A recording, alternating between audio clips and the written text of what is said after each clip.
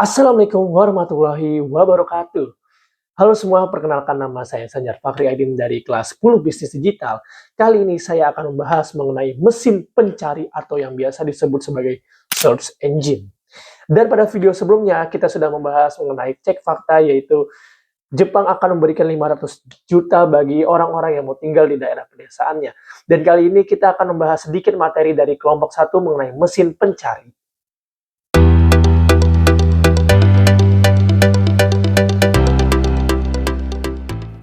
Nah, teman-teman, ketika kita tidak mengetahui suatu informasi ataupun suatu hal, tentunya pada zaman ini kita langsung mencarinya melewati Google. Nah, Google adalah salah satu contoh dari mesin pencari atau search engine. Masih banyak jenis mesin pencari lainnya seperti Bing, Yahoo, Baidu, dan lain sebagainya. Namun, pada zaman ini yang paling terkenal dari mesin pencari yaitu adalah Google dengan persentase mencapai 71,24% pencarian melalui desktop dan 92,33% pencarian melewati ponsel. Nah, jadi sebenarnya apa sih itu pengertian dari search engine? Nah, search engine adalah perangkat lunak yang digunakan untuk mencari suatu informasi berdasarkan frase atau kata kunci yang dimasukkan oleh pengguna. Search engine ini apabila diartikan dalam bahasa Indonesia berarti adalah mesin pencari yang pada dasarnya merupakan program web yang diperuntukkan untuk mencari informasi dalam World Wide Web atau yang biasa kita sebut sebagai WWW. Nah, dari search engine ini ia mempunyai beberapa komponen penting, diantaranya seperti query engine, query interface, database, spider, dan juga indexer yang nantinya akan berpecah lagi menjadi variabel di search engine seperti penggunaan and, penggunaan not, dan lain sebagainya yang nanti kita akan bahas satu persatu tetapi dengan ringkas dan juga menggunakan bahasa simpel agar teman-teman semua bisa mengerti apa yang saya sampaikan. Nah, kita masuk di komponen pertama yaitu query interface. Query interface adalah antarmuka atau alat yang memungkinkan pengguna atau aplikasi untuk berinteraksi dengan sistem basis data atau sumber data lainnya untuk menulis, mengirim, dan menerima query. Sedangkan untuk query engine adalah bagian dari sistem basis data yang bertugas dan memproses untuk mengeksekusi query yang diberikan oleh pengguna melalui query interface. Tapi secara sederhananya, query interface adalah tempat atau alat untuk menulis dan mengirimkan permintaan, sedangkan query engine adalah mesin yang mengeksekusi permintaan tersebut dan menghasilkan hasilnya. Nah, berlanjut dari query interface dan query engine, ada yang namanya database.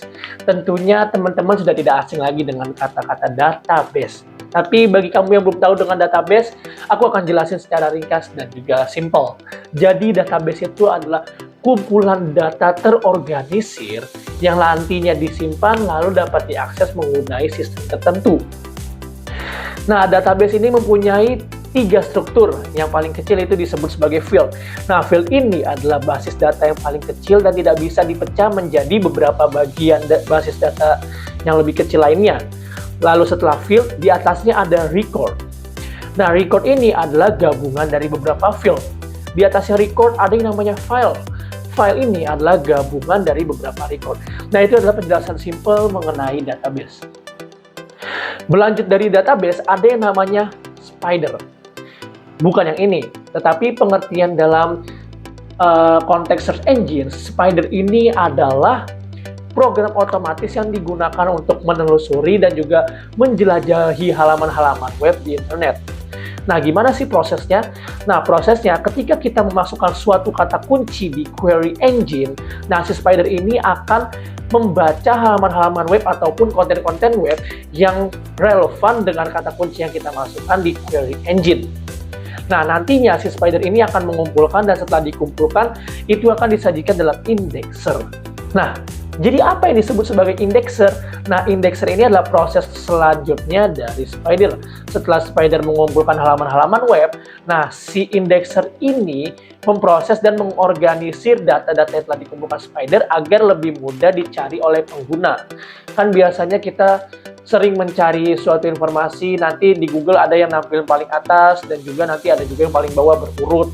Nah, itu sesuai dengan kata kunci yang relevan dengan kata kunci kita masukkan di query engine. Itulah indexer. Nah, kita berlanjut mengenai penggunaan variabel pada mesin pencari. Nah, bagi teman-teman yang ingin membaca artikelnya, boleh banget mengunjungi situs Jarjit Blogspot. Nanti teman-teman boleh mencari di situ penggunaan variabel, dan di dalamnya itu terdapat pembahasan lengkap mengenai penggunaan variabel. Nah, langsung saja kita masuk ke materi yang pertama, yaitu penggunaan N, atau dalam bahasa Indonesianya itu dan.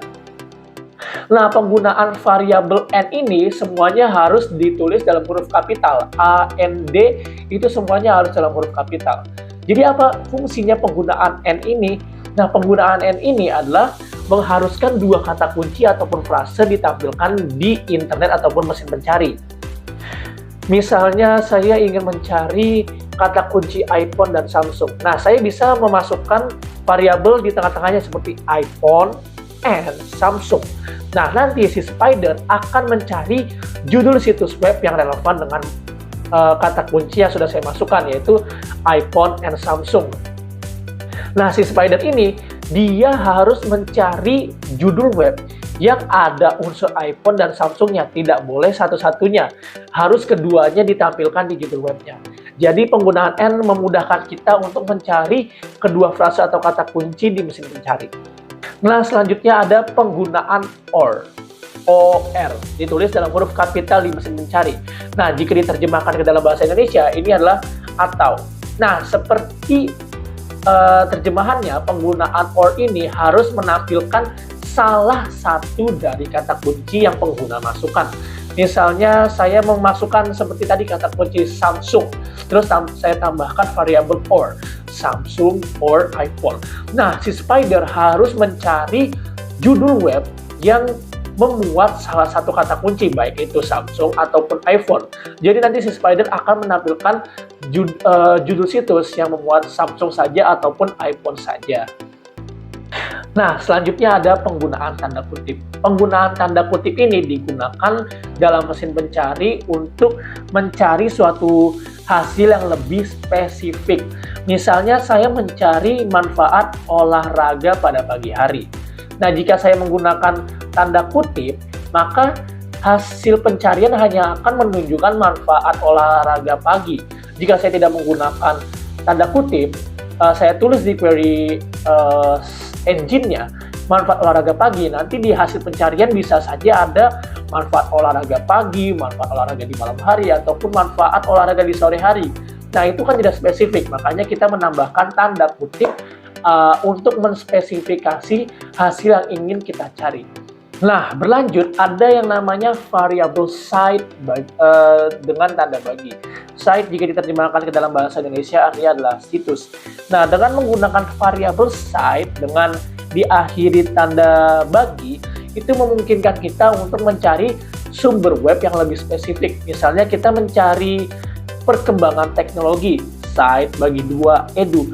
Nah, itu akan menampilkan jenis-jenis situs education, bukan situs hiburan ataupun situs-situs lainnya. Dia hanya akan menampilkan situs education mengenai kata kunci yang sudah dimasukkan pengguna, seperti perkembangan teknologi, site education. Nah, itu hanya akan menampilkan perkembangan teknologi dari situs-situs edukasi. Nah, selanjutnya ada penggunaan variabel file type. Nah, penggunaan file type ini memungkinkan kita untuk mencari situs dengan format tertentu seperti doc, PDF, PPT, dan lain sebagainya. Misalnya saya ingin mencari seperti tadi perkembangan teknologi, lalu di akhir kata saya menambahkan file type PDF, maka nanti hasil pencarian akan menampilkan seluruh jenis web perkembangan teknologi tetapi dalam format PDF. Semuanya akan menampilkan dalam format PDF. Jadi itu adalah penggunaan dari file type. Lalu ada juga penggunaan variabel berdasarkan waktu. Nah, teman-teman pastinya pernah menulis seperti ini. Misalnya ada gedung kebakaran 24 jam yang lalu. Nah, itu di hasil pencarian akan menampilkan peristiwa kebakaran di 24 jam yang lalu. Jadi penggunaan variabel berdasarkan waktu ini untuk mencari hasil yang lebih spesifik dalam kondisi-kondisi tertentu. Lalu ada juga penggunaan variabel berdasarkan lokasi. Pastinya kita juga pernah nih, jika menggunakan lokasi seperti martabak enak di sekitar sini. Nah, penggunaan variabel lokasi ini dia akan mencari restoran martabak yang enak di sekitar kita. Selanjutnya ada penggunaan variabel entitle. Nah, variabel entitle ini ia membatasi pencarian pada judul halaman webnya saja. Misalnya saya memasukkan kata kunci di query engine-nya yaitu entitle bagi 2 copy. Nah, itu hasil pencarian akan menampilkan judul web yang judulnya hanya copy saja. Mungkin nanti ada copy dan di sebelahnya itu judul situs, yaitu nggak masalah. Namun, ia biasanya tidak akan menampilkan judul web yang melebar kemana-mana, misalnya jenis kopi, manfaat kopi, itu enggak. Nah, dia hanya akan menampilkan judul web yang hanya ada kata kopinya saja. Berbeda jika kita tidak memasukkan variabel entitle. Jika kita tulis copy aja di query engine, dia akan menelusuri copy dalam hal umum sepertinya pengertian kopi, jenis kopi, manfaat kopi, kopi enaknya diminum kapan, dan lain sebagainya. Selanjutnya ada penggunaan variabel in URL bagi 2. Nah, URL ini adalah kepanjangan dari Uniform Resource Locator. Nah, operator ini digunakan untuk mencari kata kunci yang ada di dalam URL. Misalnya teman-teman semua mencari URL-nya blogger. Nah, teman-teman bisa diakhiri dari kata kuncinya. Misalnya saya ingin mencari di query engine-nya pendidikan. Nah, saya ingin pendidikan ini tuh URL-nya dari blogger. Nah, bisa ditambahkan seperti pendidikan in URL blogger. Nah, nanti hasil pencarian akan menampilkan pendidikan dengan situs-situs dari blogger. Nah, selanjutnya ada variabel tanda bintang. Nah, variabel tanda bintang ini digunakan sebagai wildcard dalam mesin pencarian. Misalnya, teman-teman tidak tahu tentang kata kunci apa yang ingin dimasukkan. Nah, teman-teman bisa memasukkan tanda bintang sebagai wildcard-nya. Contoh, teman-teman sedang mencari penerapan, tetapi setelah penerapan, teman-teman nggak tahu mau masukin kata kunci apa lagi. Nah, teman-teman bisa menggunakan tanda bintang ini. Penerapan tanda bintang misalnya di sekolah, penerapan tanda bintang di sekolah. Nah, si tanda bintang ini di mesin pencari bisa saja menghasilkan hasil yang random seperti penggunaan teknologi di sekolah ataupun penggunaan P5 di sekolah. Itu tergantung dari mesin pencari. Mesin pencari mencarinya di mana? Karena si tanda bintang ini sebagai wildcard dalam mesin pencari. Berlanjut dari tanda bintang, ada yang menggunakan variabel tanda minus atau not. Penggunaan variabel tanda minus ini digunakan untuk mengecualikan pencarian di mesin pencari. Misalnya teman-teman ingin mencari game offline nih, tetapi teman-teman nggak mau di mesin pencarinya itu ada game mobile.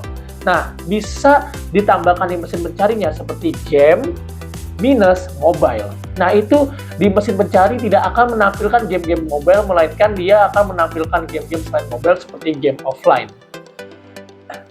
Nah, selanjutnya ada yang namanya cache. Cache ini memungkinkan kita untuk melihat salinan sementara dari suatu web yang sudah tidak tersedia lagi.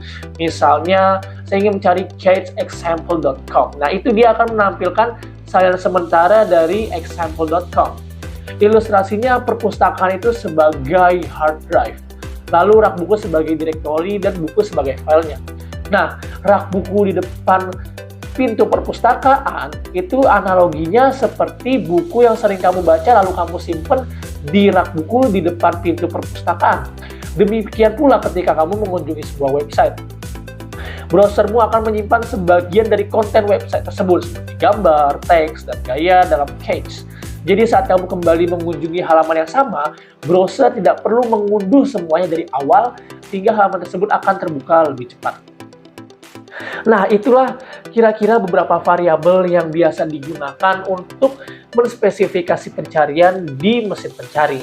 Bagi teman-teman yang masih penasaran tentang penggunaan variabel pada mesin pencarian, teman-teman bisa berkunjung di situs blogger aku yaitu Jarjit Blogspot. Di situ sudah dijelaskan secara rinci penggunaan variabel-variabel di mesin pencari. Nah, demikianlah video kali ini saya ucapkan terima kasih banyak untuk yang sudah menonton video ini. Terima kasih, saya akhiri. Wassalamualaikum warahmatullahi wabarakatuh.